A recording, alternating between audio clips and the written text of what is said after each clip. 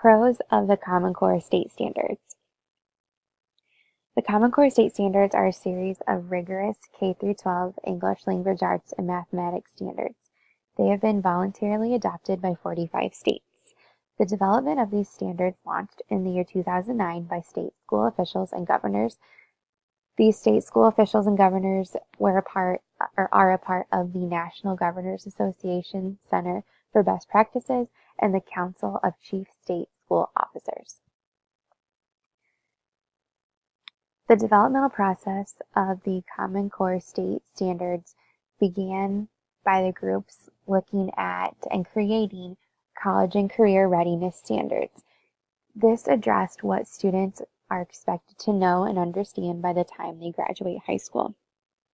Once these were complete, the developers then focused specifically on K-12 math and science standards, addressing expectation for elementary school through high school students. During the developmental process and the creation of these standards, the developers received feedback from teachers on these standards, as well as the NEA, the AFT, the NCTM, and the NCTE. The ultimate goal of the Common Core State Standards framework is to provide a clear and consistent framework for educators to ensure college and career readiness for all students. The standards define the knowledge and skills students should gain throughout their K-12 schooling in order to graduate high school prepared to succeed in a variety of avenues. This would include entry-level careers, introductory academic college courses, as well as workforce training programs. The first pro regarding the Common Core State Standards is this idea of equity.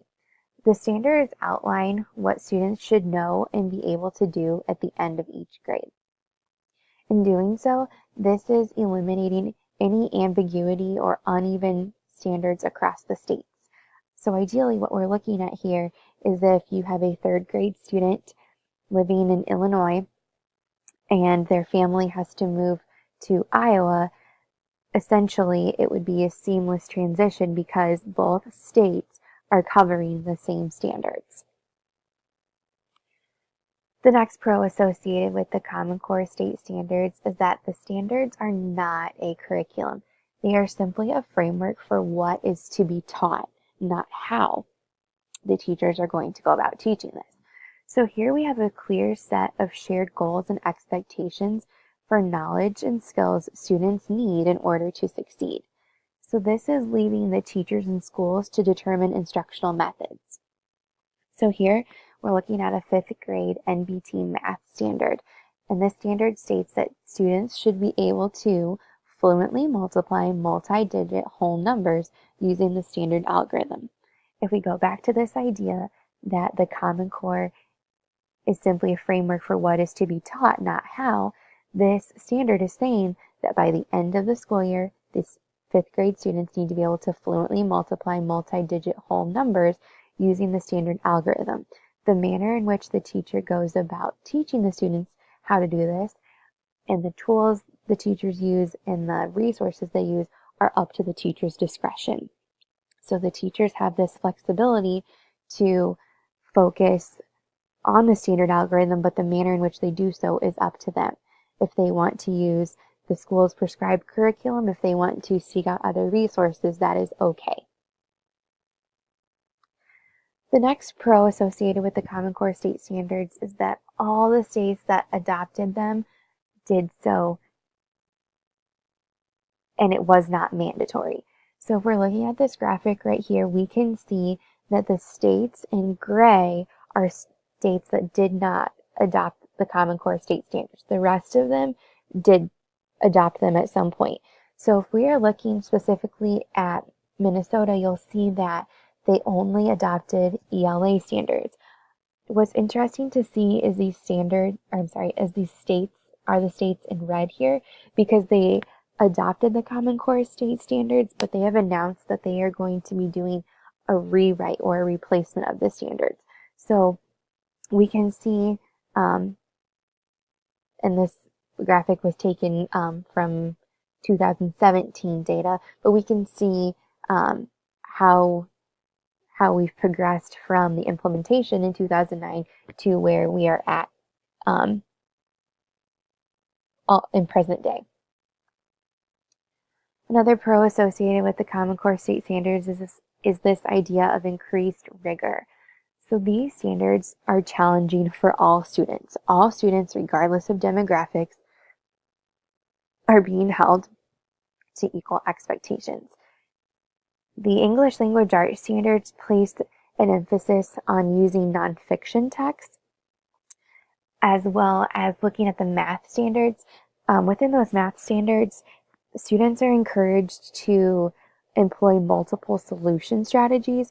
So rather than arriving at the correct answer, if we go back to our fluently multiplying multi-digit whole numbers, the students can do so using the standard algorithm, and they can do the same thing using the partial products method.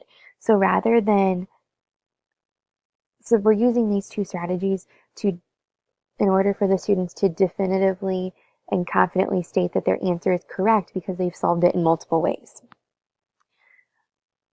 In addition, or another component adding to the increased rigor, is that these standards are great for cross-curricular implementation. The next generation science standards pair well with the Common Core state standards.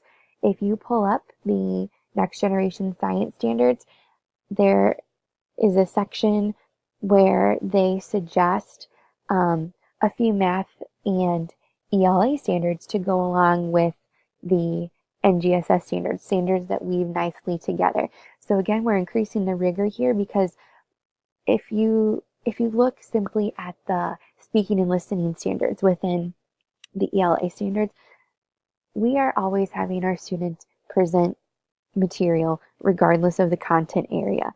So we don't have to just limit assessing their speaking and listening standards in just the ELA courses. We can see that in every content area because at some point each student is going to demonstrate those skills in a variety of content areas. Finally, when we look at the Common Core state standards and the development, another pro associated with this is that there's no federal involvement in the creation of these standards. The Common Core is a state-led effort. It's not a portion of No Child Left Behind, meaning it's not regulated by the federal government. We discussed earlier how states voluntarily adopted the Common Core, and from that visual, you have seen that for some states, those red states that we looked at, it simply wasn't working for them, and so they're doing some rewrites and some overhaul. Again, this was developed by the NGA Center and the CCSSO, led by governors and state school officials and state policymakers. So it's truly a state effort rather than looking at what the federal government and their involvement would be.